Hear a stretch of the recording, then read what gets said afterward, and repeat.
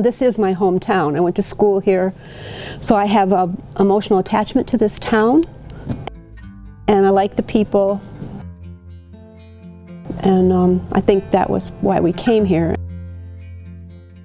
And we had a lot of books, so we just kept moving stuff in and of course expanded. And I have a really good landlord. Herb built shelves from a barn that he took apart, his brother's barn. I'm Reta Carden. You are at East Branch Books in Sherman, New York, and I am the proprietress. Have been here I think about 15 years. I primarily got out of nursing because we had moved up here to the country and I wanted to do some gardening, and that's really why I quit. And then Herb got sick, so I needed to help take care of him and take care of the store. Herb always bought the literature because I'm not a history buff. I'm not a big literature person. Natural history, essays about natural history. I love reading that kind of thing. So I probably buy more of that kind of thing because that's what my interest is. Just a real diverse group of people come in here. Literary stuff, history, and a lot of people like biography. Local people, people from Erie, Jamestown, readers or people that are students of, I have a couple guys that buy Greek and Latin books that I have. Just a real diverse group of people come in here. An academic crowd, people that are studying certain subjects, religion, literature.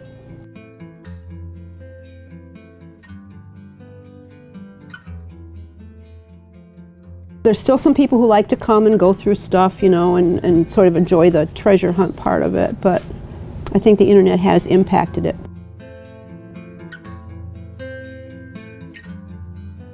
I have Amish customers who are buying fiction, children's books, adventure.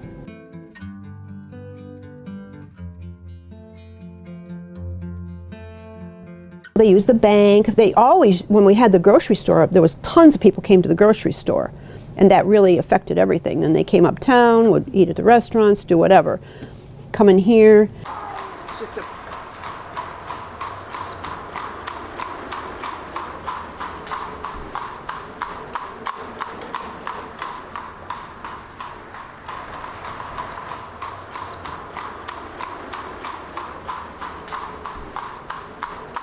They do have an interest in the town.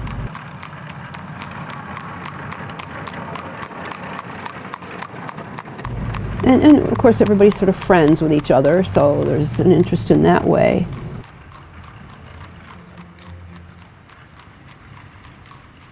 Most of them work out. A lot of guys go up to Buffalo, construction. There's a huge bunch of guys going up there. They're driven up to Buffalo every day and do construction work up there for some companies. That's what's happening. So I tend to see them as more affluent in this area, in general.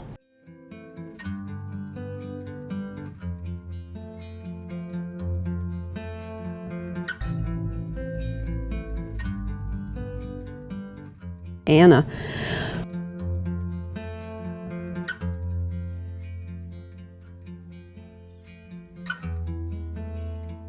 She's really lucky. She doesn't have a lot of restrictions. The community here has really supported her, the Amish community and the English community, but and her parents really supported her artwork. So really, she's been fortunate that way. Bob Rogers is her agent.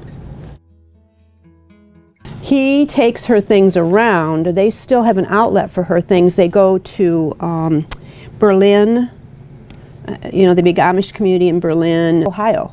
Then they go to Spartansburg, this is Pennsylvania. and sell to a couple shops down there, so they do have a market. She does quite a business with their farms on a saw, or wedding gifts like canister sets, and she does a lot of that kind of gifts, or on a mirror or something. You know, it's interesting what she does. She does a lot of gifts.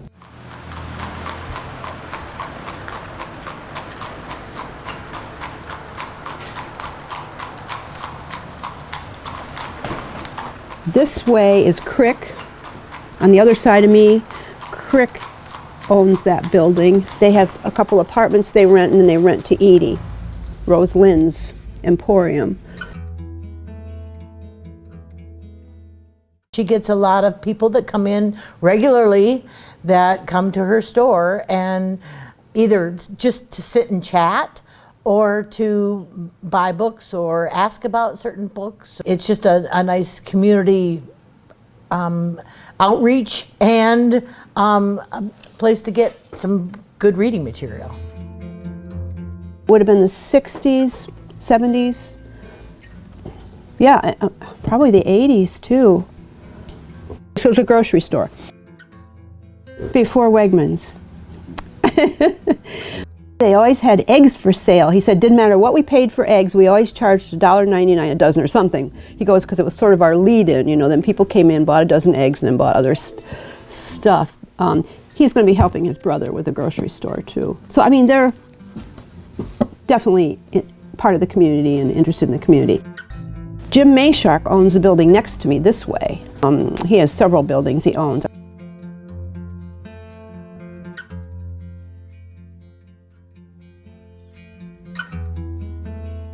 And he owns the big mill, not the one that's way uptown, but the one right across the street. He bought that big mill back.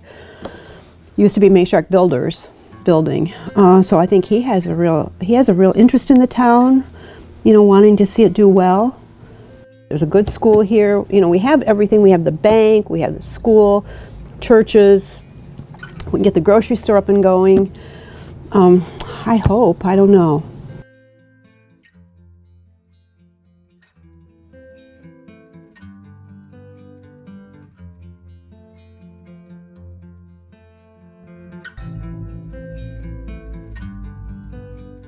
The library sales were a big source of books for us, and some of the librarians would call, you know, and hold some stuff back for me, some older stuff. Estates to library sales, people brought stuff in and I bought from them. Or last summer when Herb was quite ill, somebody wanted me to help clear out their house. And I finally went down there and it was just packed full of books. So a lot of those books had to come back to town. We put them in another storage unit. Then we all went through them. People took what they wanted and I took what I wanted. And then what I had looked up wasn't going to sell, that's what went out on the front. We gave a lot of books away. Books like self-help and how to get organized and that kind of thing. And stuff that won't sell in here, if it's been here a long time, I put it out front. That's the criteria. Really. And we have a children's section too.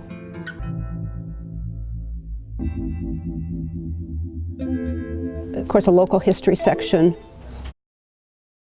I think Herb had bought books on Abe, A-B-E, and I kind of looked into it. I thought, well, you know, I think I'll give it a go. It was that simple. I list the books by number. They're in the back of the store. I put it online because I looked it up.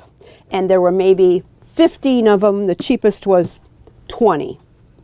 That's why I put it online. So I had to have a method of payment and all that kind of thing. Did all that, all the demographics and the logistics of it. And then I started putting books on that site. There's the address that prints out on my printer. It's really quite easy. The title, the author, the publisher. I always put the publisher. I'm always really careful to tell and the year that it was published. Always talk about the condition. That's partly what happened to these stores, that the internet flooded the market with books. You could find a book, you know, that you've been looking for forever and you can find it on the internet.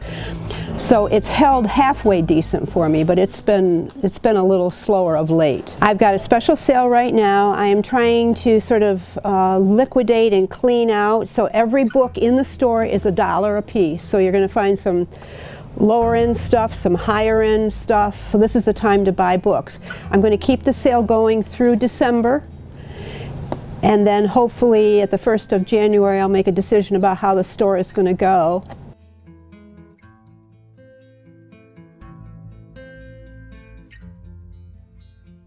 It won't be like it was. It can't be like it was. When I grew up, you know, it was I went to the feed mill because it was a big deal. I went to the sale barn because that was, you know, a big place to go, the milk plant. It won't be that way again, just because of the way things are. Agriculture has really dropped down. Personally, I tend not to be a collector of books exactly, but I tend to be a collector of what I learn from books. And I think people certainly are using the internet now with up-to-date information. That's where they get books. I think people are still getting books, they're just getting them on the internet. You know, Amazon is, the next day you can have a truckload of books delivered to you. So really, that's what's going on. The internet really has, I don't know if it's devalued the bookstore, but I don't know if it's devalued the books. You know, I still think people are reading a hard copy of a book, but they can get them so much easier now and less expensive. I mean, that's what they're doing.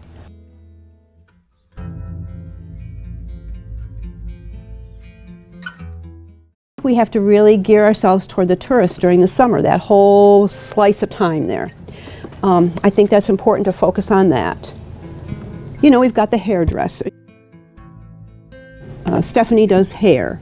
Perfect. We got the flower shop at the other end, and she bakes cakes. She does weddings, photography, weddings, and she does well with that. But you know, we got the dollar store out on the edge of town, which always is sort of an indication of a poor area when a dollar store comes in. So I'm a little conflicted, but right now I just feel like I need to clean things out so I kind of know what we have and what we don't have and get a little better squared away financially, and then make a decision.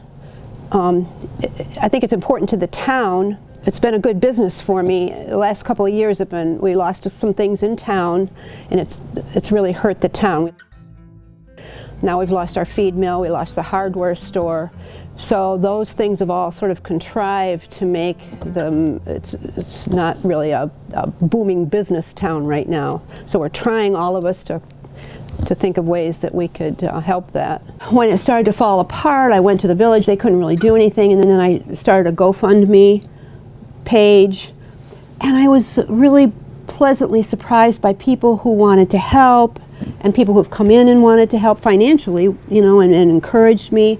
So that kind of put a different spin on it, because I was like, you know. But now I realize that there is some place for the store here.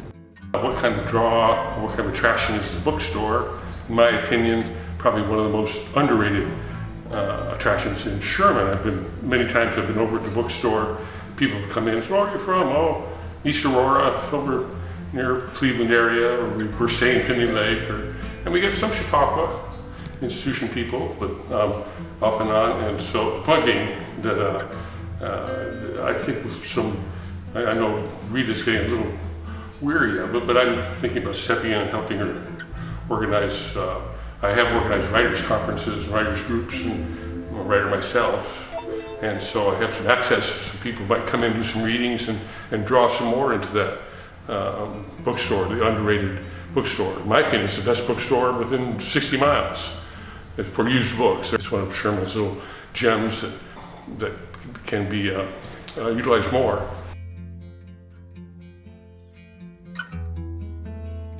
And people who've come in and wanted to help financially, you know, and encouraged me. So that kind of put a different spin on it, because I was like, you know, that there is some place for the store here.